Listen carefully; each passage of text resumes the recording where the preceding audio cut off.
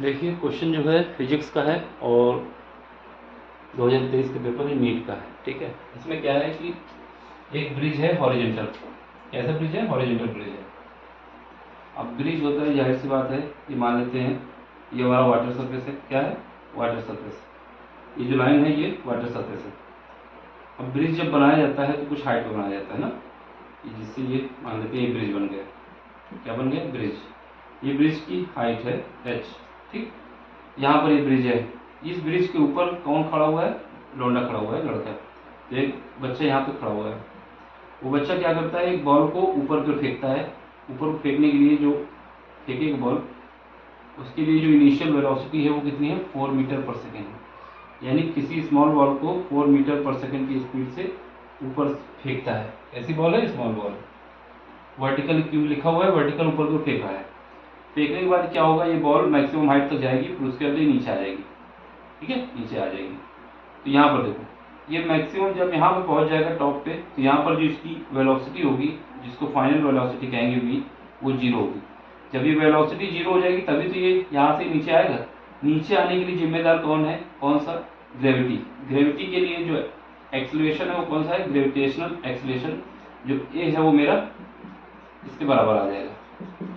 यही ग्रेविटी है जो इसको नीचे लाएगी बॉल को ना। कोई चीज ऊपर फेंको तो नीचे आने के लिए जिम्मेदार कौन होता है? ग्रेविटी।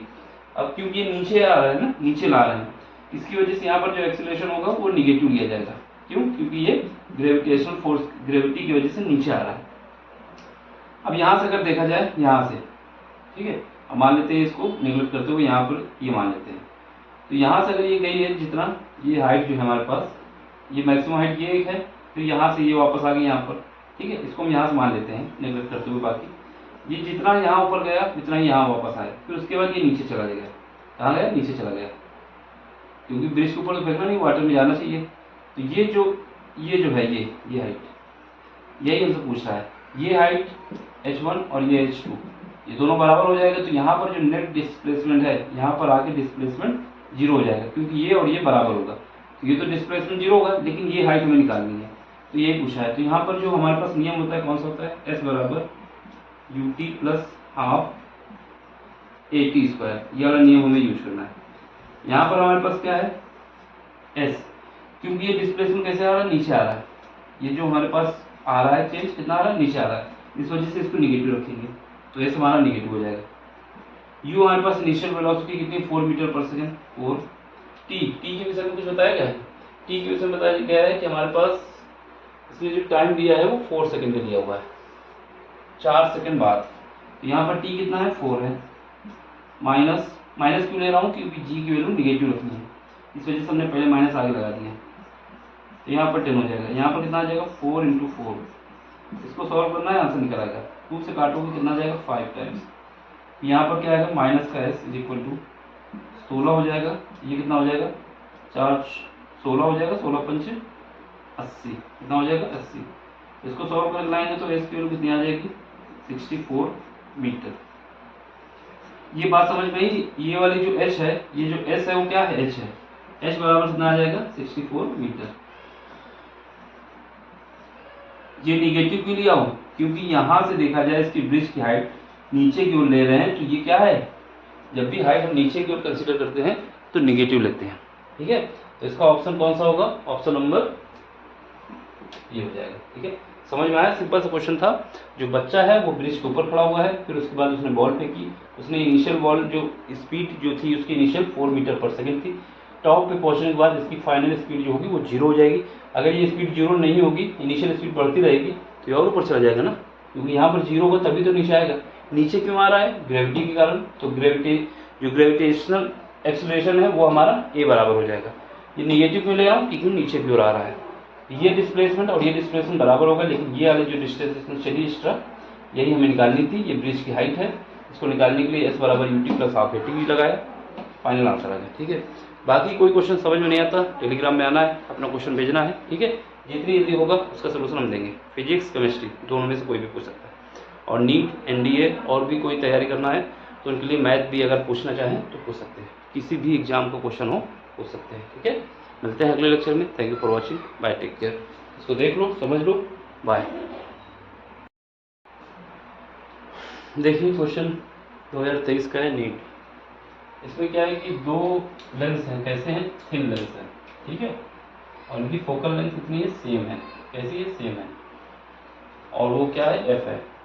इसने बताया कि इसमें से एक जो है हमारा कॉन्वेक्स है, दूसरा कौन सा है, कॉन्केव है, ठीक है। इनको क्या रखा जा रहा है, संपर्क में रखा जा रहा है। अब आपको ये बताना है इसकी इक्विवेलेंट फोकल लेंथ क्या होगी। कहानी कुछ ऐसी है, एक हमारे पास क्या है, उत्तल लेंस है, दूसरा हमारे पास कौन सा लेंस है, बहुत पतले लेंस है ये, ठीक है। इसको ये कॉन्वेक्स है, जो ये वाला है ये कौन सा है, कॉन्केव है। तो ये लाइन दोनों में कॉमन है, ऐसी है कॉमन है। इनको संपर्क में रखा गया है। अब आपसे पूछ रहा है इनकी फोकल लेंथ क्या होगी, कॉम्बिनेशन की, इस पूरे कॉम्बिनेशन की फोकल लेंथ क्या होगी। ये वाला लेंस कौन सा है, ये हमारा कॉन्वेक्स है, कॉन्वेक्स। ये वाला कौन सा है, कॉन्केव, कॉन्केव है, ठीक है। अब इसके बाद हमें इस कॉम्बिनेशन की फोकल लेंथ बतानी है। तो फार्मूला क्या होता है, इसकी फोकल लेंथ कितनी है, एफ है, और इसकी क्या है, इसकी भी एफ है, क्योंकि इसने बोला सेम है। फार्मूला होता है 1/F equal to 1/F1 plus 1/F2। हमेशा दिमाग में याद रखना है कि अगर हमारे पास कहीं पर कॉन्केव लेंस है तो उसकी फोकल लेंथ निगेटिव लेते हैं। कैसे लेते हैं, निगेटिव। और कहीं पर कॉन्वेक्स लेंस है तो इसकी फोकल लेंथ कैसे लेते हैं, पॉजिटिव लेते हैं। ये भी दिमाग में रखना है, बस वही यहाँ पे पुट करना है, क्योंकि दोनों की फोकल लेंथ सेम है। 1/F equal to 1/f minus 1/f, ठीक है। कोई एक रख दो। ये माइनस क्यों लगा रहा हूँ, क्योंकि कॉन्केव लेंस की फोकल लेंथ निगेटिव ली जाती है, कॉन्वेक्स लेंस की फोकल लेंथ पॉजिटिव ली जाती है।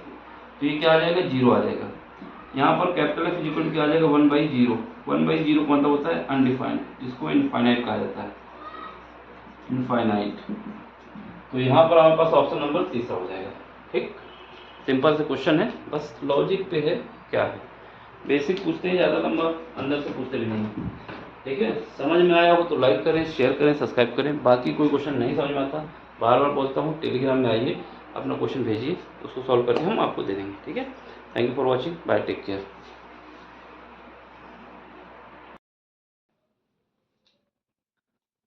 चलिए देखिए 2023 नीट फिजिक्स, ठीक है।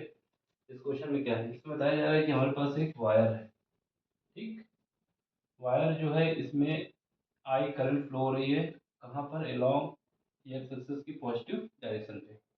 इसकी लेंथ कितनी है, एल है, ठीक। इसके बाद इसको जहाँ पर प्लेस किया गया है वहाँ का मैग्नेटिक फील्ड ये दिया गया है, इतने टेस्ला है। अब आपको बताना है यहाँ पर जो फोर्स लग रहा है उसका मैग्नीट्यूड क्या होगा, ठीक है। मैग्नीट्यूड बताना है, तो वो क्या कहानी है। मान लेते हैं ये मेरे पास वायर है,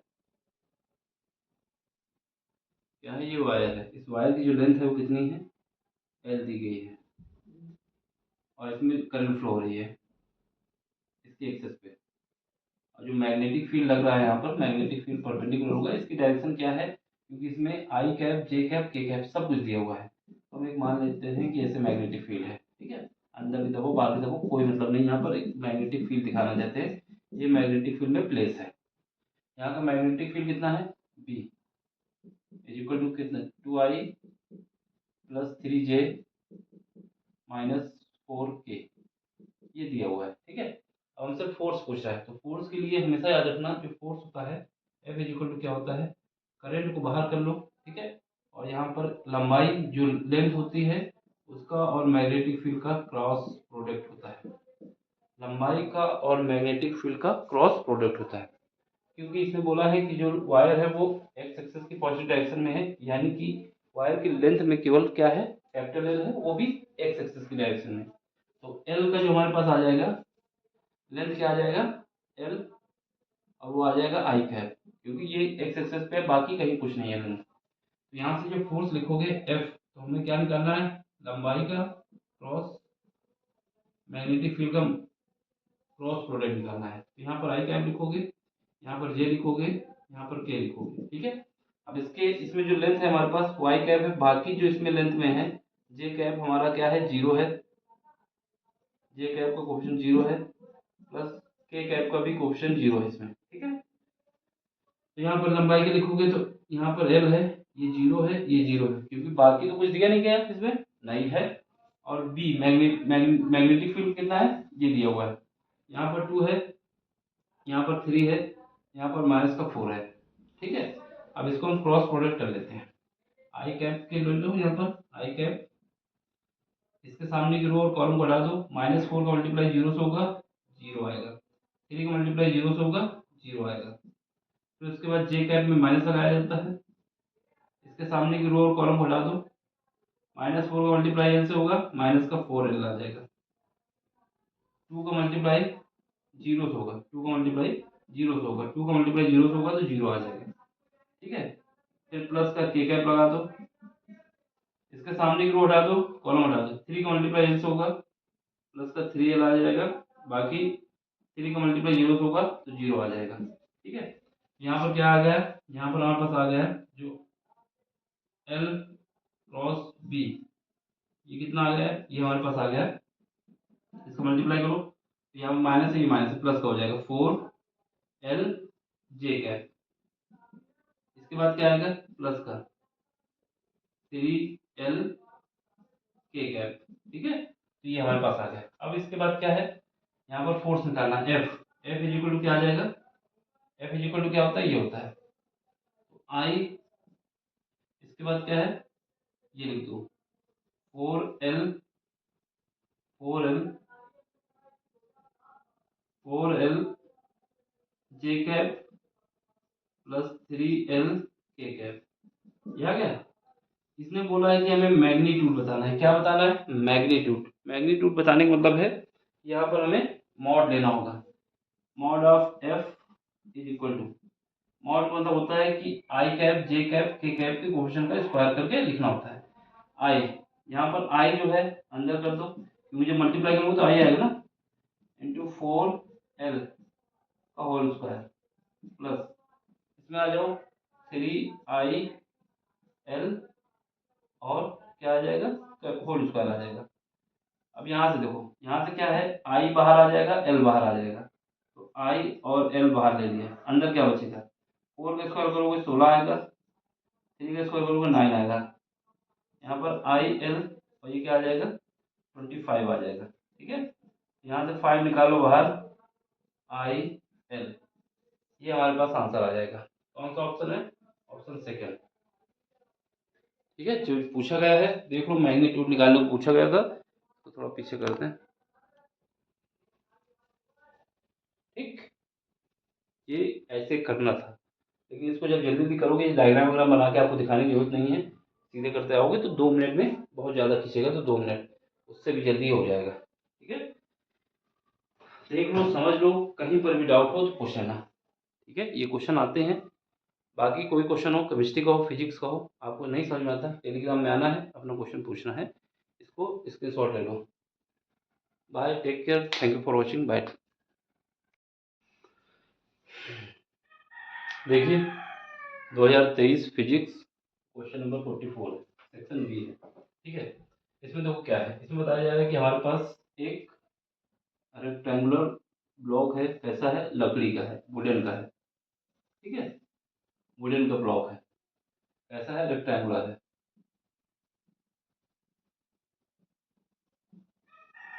ठीक, वुडन ब्लॉक है, इसकी जो लेंथ है मान लेते हैं कितनी है, स्टार्टिंग में ये जो लेंथ है इसकी एस है, यही हमसे पूछा जा रहा है। इसमें क्या है कि एक यहाँ पर गन है, यहाँ पर गन है, गन से हम क्या करते हैं, एक बुलेट को फायर करते हैं। क्या करते हैं, फायर करते हैं। यहाँ पर आएगी, ये यू स्पीड से हमने फायर किया है, कितनी स्पीड से, यू स्पीड से, यहाँ यू स्पीड से पेनिट्रेट होगी।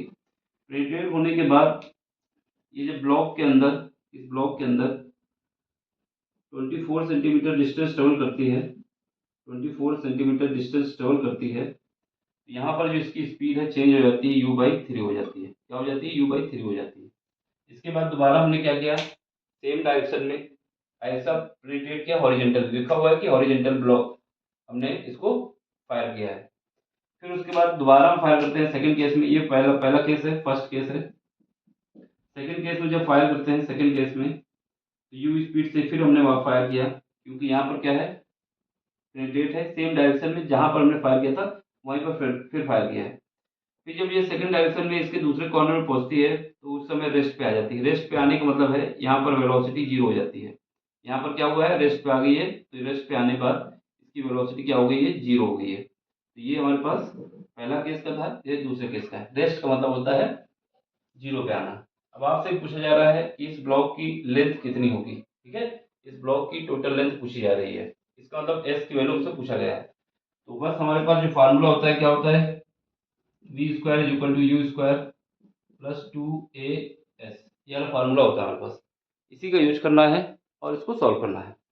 चलो पहले केस में, फर्स्ट केस में जब हम देखेंगे फर्स्ट केस, तो पहले केस में जो हमारे पास u है वो क्या है, ये u है, और दूसरे केस में v जो है u/3 है। तो v की जगह लिख दोगे u/3 का whole square is equal to u square plus 2a।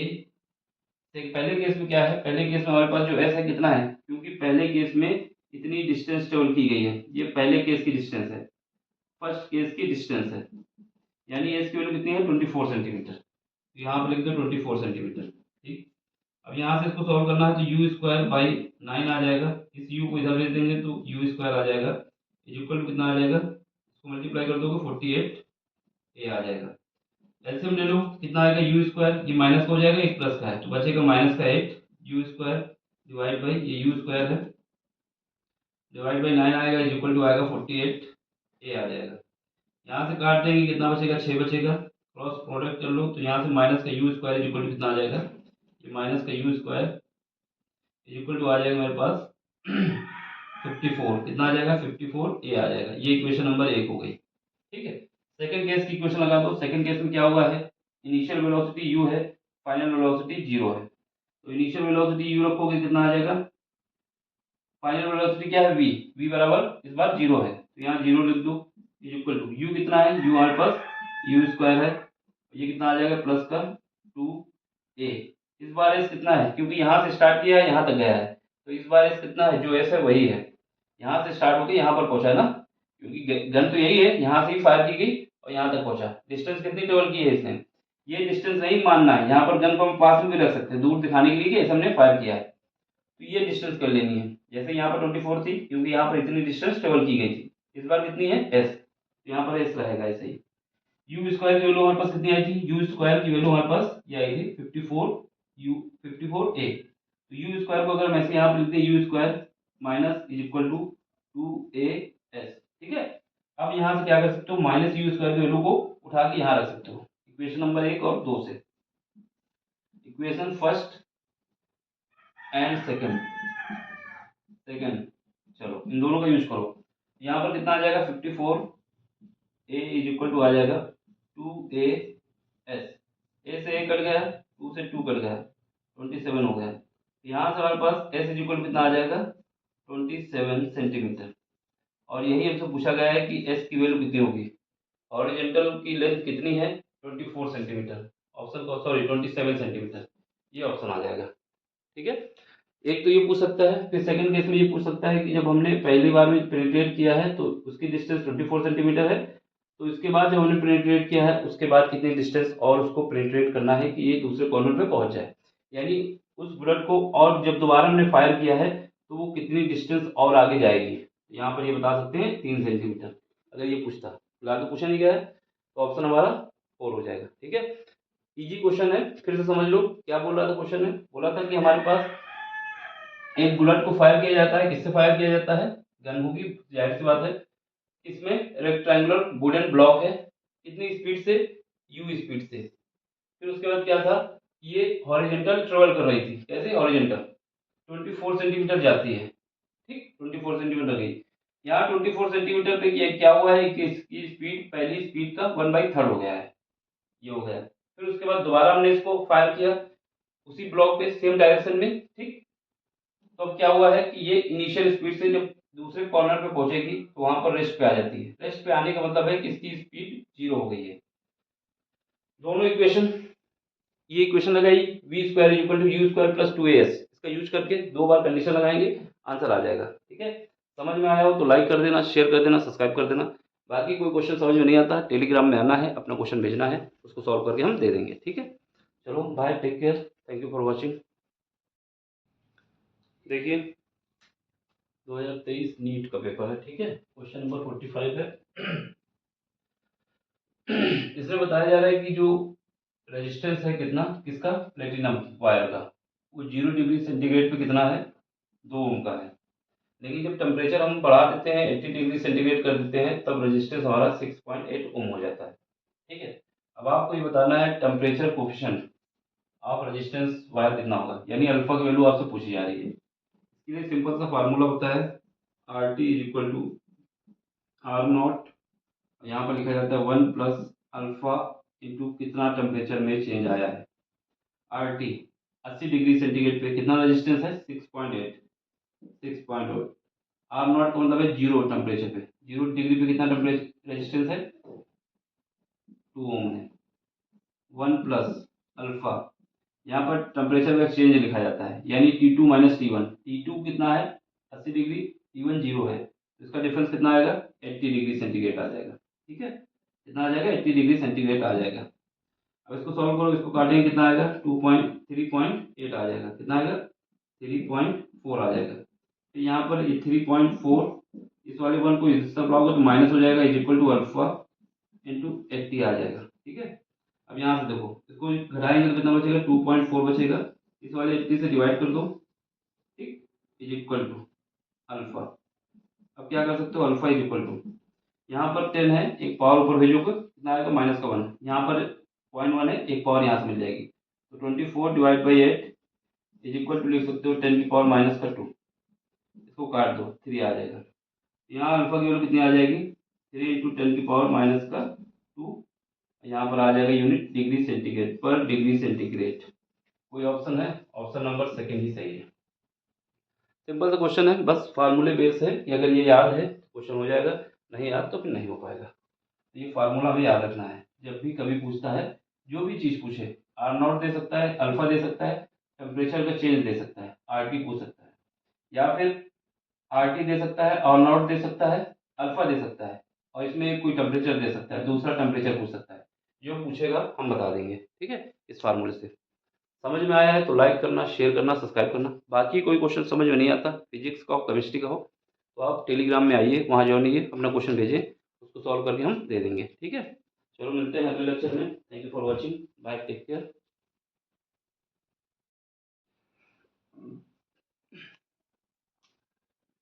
देखिए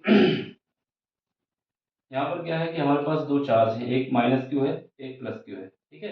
अब हमसे कहा जा रहा है कि जो पॉइंट पी है, इस पॉइंट पे हमें नेट पोटेंशियल कितना होगा ये बताना है। कौन सा पोटेंशियल, इलेक्ट्रिक पोटेंशियल, और ये पावर किस में होनी चाहिए, 10⁻² वोल्ट में होनी चाहिए, समझ गए।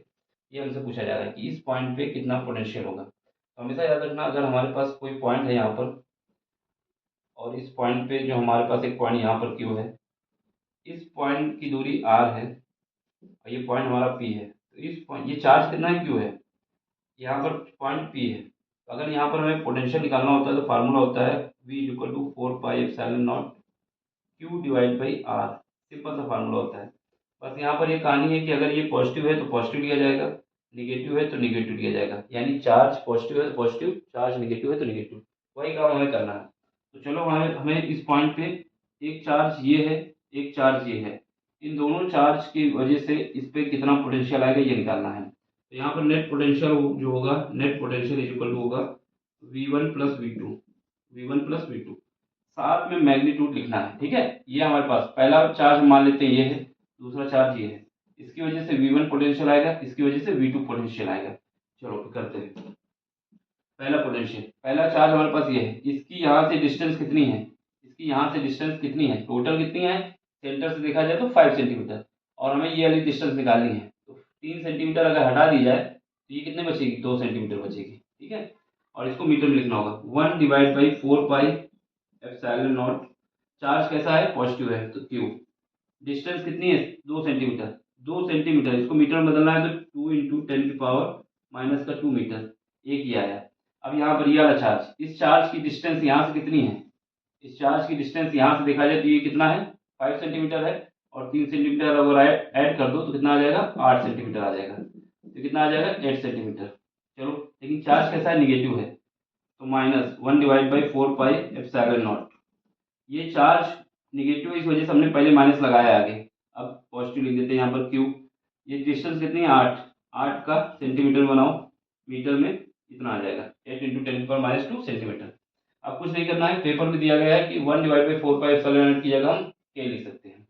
यहाँ पर क्या कर सकते हो, 1/4πε0 को कॉमन लेके दोनों तरफ हम के लिख सकते हैं और चार्ज भी कॉमन आ जाएगा। तो Q इंटू के कॉमन आया, कैसे आया, क्योंकि इसकी जगह पे हमने क्या लिखा, के लिखा है, चार्ज यहाँ पर भी है यहाँ पर भी है, और इसके अलावा क्या है 10⁻²। ठीक है, ऊपर से हम क्या कर सकते हैं, यहाँ पर 10⁻² को ऊपर पहुँचा देंगे, यहाँ पर कितना बचेगा 1/2, यहाँ कितना बचेगा 1/8, और ये जो ऊपर पहुँचाया है उसको हमने ऐसे लिख दिया 10⁻², क्योंकि माइनस है, जब ऊपर जाएगा तो प्लस हो जाएगा। अब एलसीएम ले लो, k q is equal to, LCM कितना आ जाएगा, एलसीएम आ जाएगा यहाँ पर 8। ठीक है, कितना आ जाएगा, ये काटेंगे तो 4 आ जाएगा, यहाँ पर 1 आ जाएगा, ये कितना है 10⁻⁻² का, सॉरी प्लस का 2। सॉल्व करके लाएंगे कितना आ जाएगा 3/8 के क्यू और 10⁻², क्योंकि इसने बोला है जो हमें आंसर देना है वो 10⁻² को मानते हुए देना है, यानी ऑप्शन में ये इंक्लूड करना होगा, जितने भी ऑप्शन है उसमें ये लगाना ही है। तो हमारे पास आंसर ये होना चाहिए, क्योंकि ये दोनों में कॉमन है, दोनों पार्ट में। तो ऑप्शन देखो, पहला ऑप्शन नहीं हो सकता, दूसरा भी नहीं हो सकता, तीसरा भी नहीं हो सकता, चौथा ऑप्शन हो जाएगा। ठीक, सिंपल सा क्वेश्चन है, बस कॉन्सेप्ट क्लियर होना चाहिए, तो क्वेश्चन में कोई दम नहीं होती। ठीक है, समझ में आया है तो लाइक करना है, शेयर करना है, सब्सक्राइब करना है। बाकी कोई क्वेश्चन समझ में नहीं आता, टेलीग्राम में आना है, अपना क्वेश्चन भेजना है। ठीक है, चलो मिलते हैं अगले लेक्चर में, स्क्रीनशॉट लेना है जिसको ले ले। Bye, take care, thank you for watching. देखिए क्वेश्चन 2023 फिजिक्स, ठीक है, क्वेश्चन नंबर 47।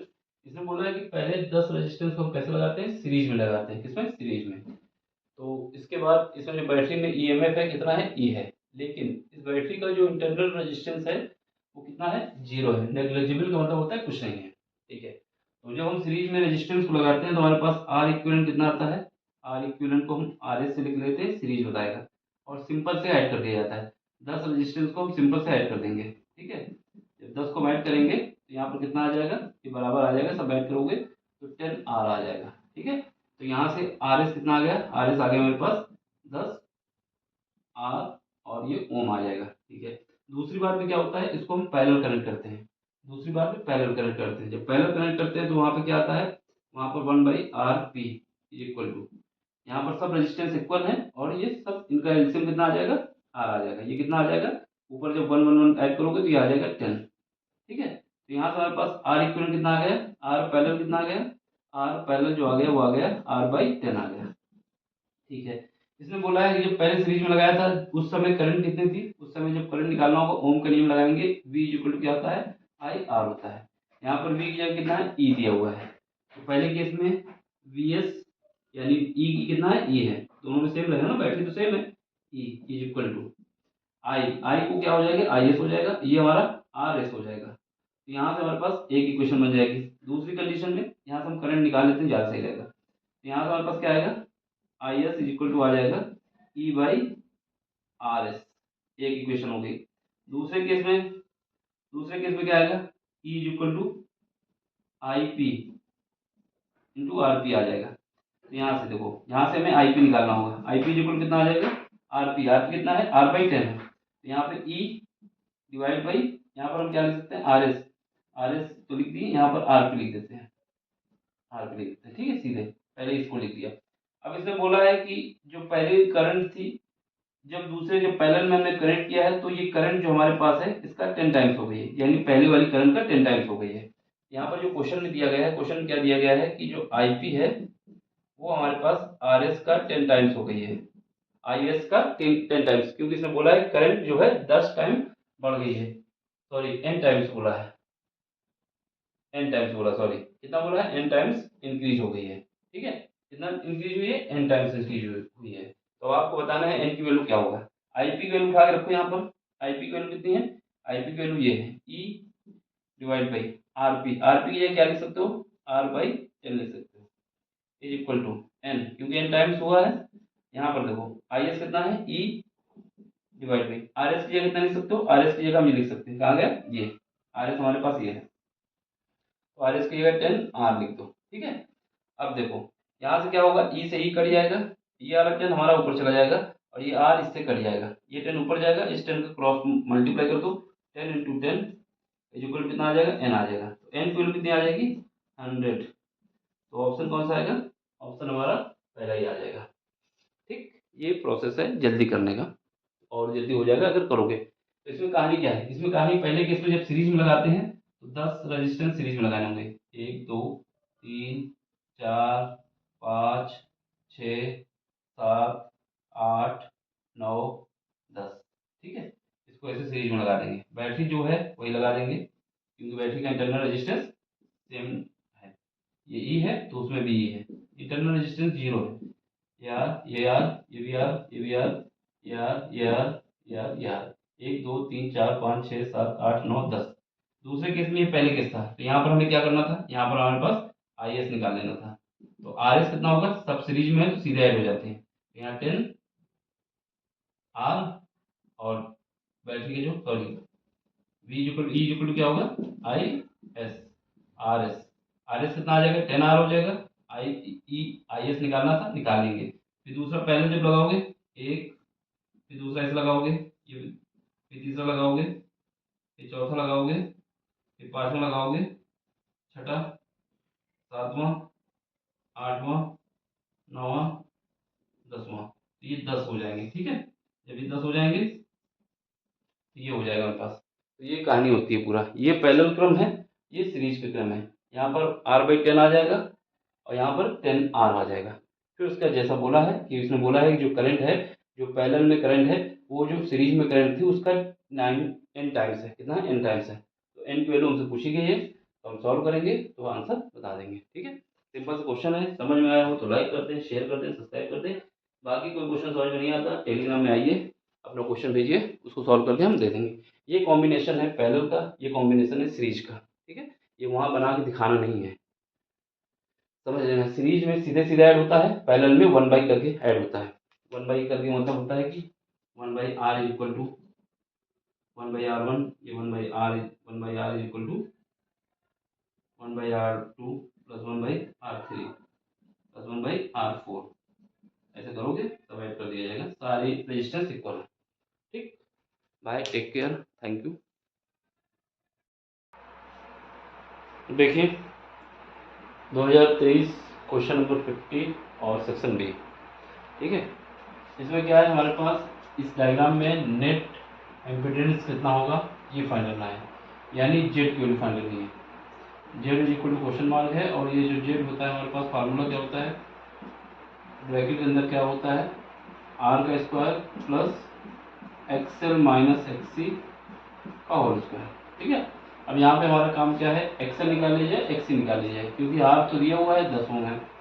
आर की वैल्यू कितनी है, 10 ओम दी गई है पेपर में। ठीक है, अब यहाँ पर एक्सएल क्या होता है, एक्सएल होता है हमारे पास ओमेगा एल। एल की वैल्यू कितनी है, 50 divide by pi milli henry. Omega क्या होता है, ओमेगा होता है 2 पाई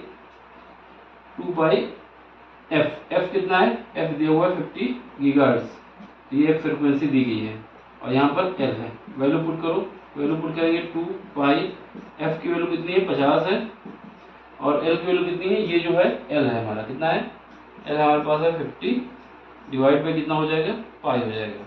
ये पाई से ये वाला पाई कट, सॉरी पाई से पाई कट जाएगा, क्या कट जाएगा, पाई से पाई कट जाएगा, पाई से पाई कट गया। यहाँ पर कितना बचा, 25, ये हो जाएगा कितना, सॉरी इसके अलावा ये जो दिया हुआ है मिली हेनरी में दिया हुआ है, इसमें मिली हेनरी में, जब मिली हेनरी है तो उसको हेनरी बनाओगे तो 10⁻³ से मल्टीप्लाई करना होगा। ठीक है, अब यहाँ पे क्या है, 5 दूनी 10, कितना हो गया, 10 हो गया, 100 हो जाएगा, एक जीरो इसका हो जाएगा, ये हमारे पास हो जाएगा, और यहाँ पे बचेगा 5। ये वाला एक 3 जीरो हो जाएंगे ना, इसको मल्टीप्लाई करोगे 10 होगा, और इसके लिए वाला जीरो से मल्टीप्लाई कर देंगे तो ये आ जाएगा। यहाँ पर कितना है, 10⁻³ है। ठीक है, जब इसको काटेंगे तो ये पूरे जीरो कट जाएंगे, कितना बचेगा 5, यानी 5 ओम निकल के आ जाएगा। इसके अलावा हमें क्या फाइंड करना है, इसके अलावा हमें एक्ससी क्या होता है, 1 डिवाइड बाई ओमेगा सी। चलो यहाँ पे वैल्यू पुट करो, ओमेगा की वैल्यू कितनी है 2 पाई, और पाई की वैल्यू, पाई एफ की वैल्यू कितनी है, एफ होता है ना 2 पाई एफ, एफ की वैल्यू है हमारे पास 50। अब यहाँ पर देखो ये दिया हुआ है कितना, 10⁻³ पाई, और ये माइक्रो फैरेड है तो इसको फैरेड में बदलना होगा। यहाँ पर क्या लिखोगे 10⁻³ डिवाइड बाई कितना होगा, पाई होगा, और क्योंकि ये माइक्रोफेरेड है तो फेरेड में बदलोगे तो 10⁻⁶ से यहाँ पर डिवाइड करना पड़ेगा।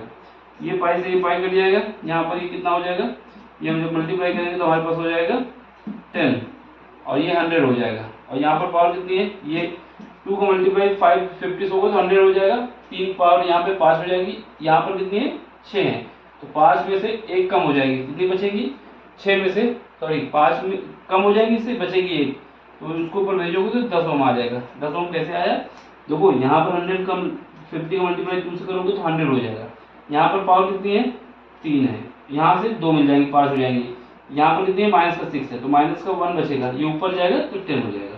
तो यहाँ पर हमारे पास x कितना आ गया 10 ओम आ गया। बस हमें z निकाल देना है, z इक्वल टू क्या आ जाएगा, अंडर रूट के अंदर जाओगे r मतलब 10 का स्क्वायर, 10 का स्क्वायर कितना होता है 100, r इसका मतलब 10 का स्क्वायर प्लस एक्सएल, एक्सएल कितना है 5, कितना है 5 है, ये कितना है 5 ओम, ठीक है 5 ओम, ये हमारे पास 5 आ जाएगा। ये कितना है 10 है, माइनस का 10 आ जाएगा, x कितना है 10 है तो होल स्क्वायर सॉल्व करो, यहाँ पर कितना आ जाएगा, यहाँ पर हमारे पास आ जाएगा 100 और यहाँ पर कितना आ जाएगा 5, 5 का स्क्वायर करोगे 10 माइनस का 5 आएगा लेकिन स्क्वायर है तो 25 हो जाएगा।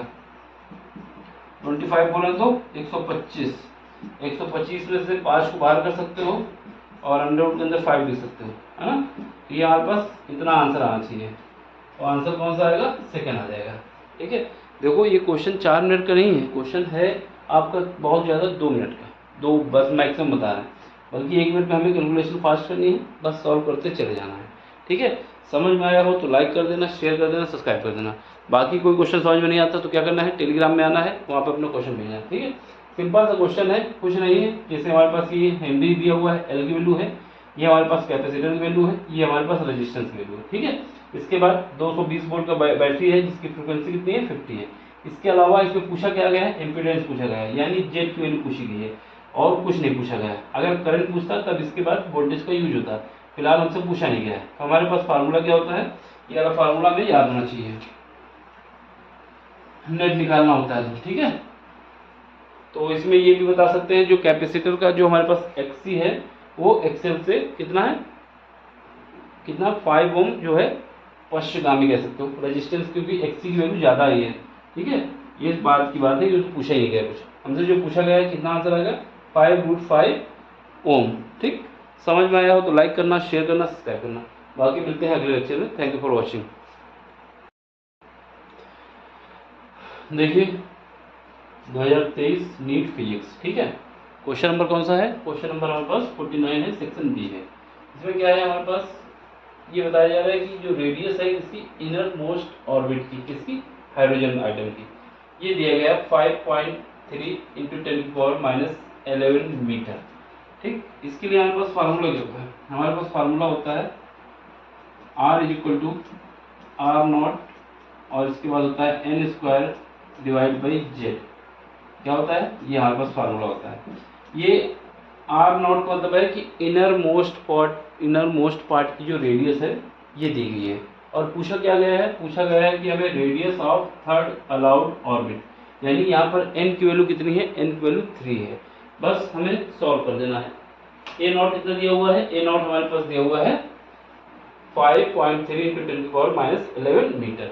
तो यहाँ पर जब पुट करेंगे तो यहाँ पर R0 कितना है, R0 जो कि इनर पार्ट के लिए रेडियस है 5.3 × 10⁻11 मीटर है, किस क्या है, मीटर है। और यहाँ पर Z हाइड्रोजन परमाणु की बात होती है, तो हाइड्रोजन परमाणु के लिए हाइड्रोजन आइटम के लिए Z की वैल्यू कितनी होती है, 1 होती है, एटॉमिक नंबर 1 होता है। अब यहाँ पर R हमें फाइंड करना है, n क्योंकि इसमें बोला है कि थर्ड ऑर्बिट में कितनी रेडियस होगी ये बताना है। जैसे ऑर्बिट का मतलब है कि पहला ऑर्बिट हो गया, ये हमारा R0 हो गया, फिर उसका दूसरा हो गया, फिर तीसरा हो गया, तो ये रेडियस चेंज होती रहेगी ना। ये वाली जो है ये R0 है, तो ये रेडियस कौन सी है, R0, ये हमें दी गई है। ये कौन सी है, ये तीसरे में है, R3 के लिए उसको। ठीक है, R0 का मतलब सेंटर पर। चलो अब यहाँ पे वैल्यू पुट करो, R = Z, ये कितना है 5.3 × 10⁻11 मीटर है। ठीक है, अब यहाँ पर ये कितना है n की वैल्यू 3 का स्क्वायर करना होगा। Z की वैल्यू कितनी होती है, हाइड्रोजन परमाणु के लिए एटॉमिक नंबर 1 होता है, इस वजह से इसको लिख दो बस। अब इसका मल्टीप्लाई कर दो, ये कितना हो जाएगा 5.3 इंटू ये 3 का स्क्वायर करोगे 9 आएगा।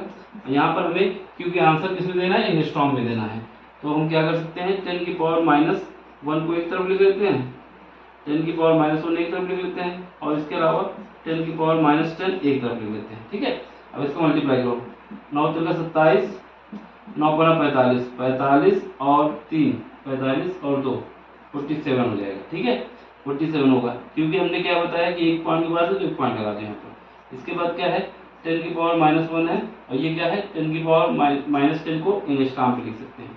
ठीक है, ये क्योंकि एक एंगस्ट्रॉम कितना होता है 10 की पावर -10 होता है।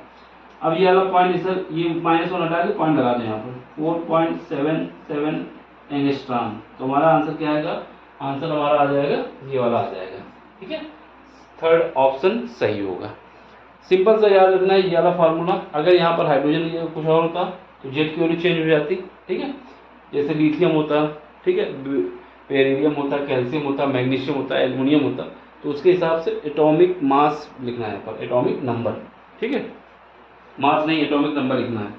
अब देखो समझ में आया है तो क्या करना है, लाइक करना है, शेयर करना है, सब्सक्राइब करना है। बाकी कोई क्वेश्चन समझ में नहीं आता है टेलीग्राम में आना है, वहाँ पर अपना क्वेश्चन भेजना है। ठीक है, चलो मिलते हैं अगले लेक्चर में।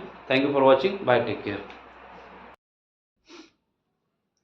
2023, ठीक है, फिजिक्स नीट का पेपर है और क्वेश्चन नंबर 48 सेक्शन बी है।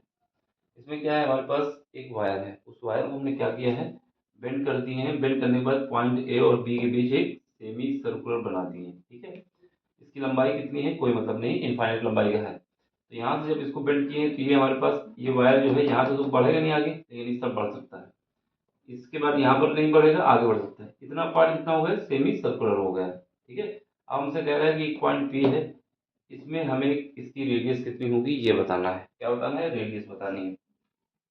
अगर हमारे पास कोई वायर है, क्या है, कोई वायर है, इसकी लंबाई इनफाइनाइट है, कितनी भी लंबाई हो। एक पॉइंट हमारे पास यहाँ रखा हुआ है, पॉइंट कौन सा है, पी है, ये पॉइंट है। इस पॉइंट से इसकी जो डिस्टेंस है ये कितनी है, एक्स है मान लेते हैं। तो अगर हमारे पास कैसा वायर है, इसकी लंबाई दोनों तरफ बढ़ सकती है, यहाँ पर भी बढ़ सकती है, इस तरफ भी बढ़ सकती है। तो इसकी वजह से जो मैग्नेटिक फील्ड होता है बी इक्वल टू क्या होता है, म्यू नॉट, जो भी करंट फ्लो हो रही है, जो भी करंट फ्लो हो रही है वो divide by 4 pi into x.